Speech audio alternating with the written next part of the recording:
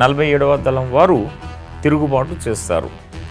ఆ తిరుగుబాటు ఎందుకు చేసి 1824లో బరక్పూర్లో అంటే అప్పుడు గవర్నర్ జనరల్ ఆమ్రెస్ట్ అని చెప్పి ఉంటాడు.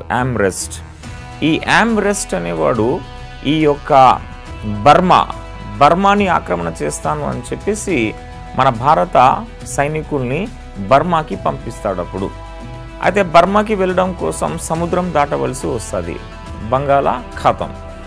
అయితే అప్పట్లో మన భారతదేశంలో ఒక విశ్వాసం ఉండేది, సముద్రం దాటితే మతాన్ని కోల్పోతాము అని చెప్పేసి.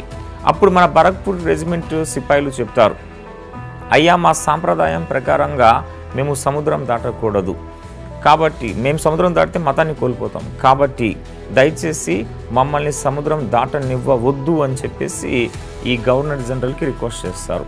కానీ గవర్నర్ జనరల్ ఆమ్రెస్ట్ ఖచ్చితంగా చెప్తాడు, మీరు తప్పనిసరిగా సముద్రం దాటవలసిందే, బర్మా వెళ్ళవలసిందే, లేదా ఉద్యోగాలను తీసి పారేస్తా అని చెప్పేసి ఆయన చెప్తాడు.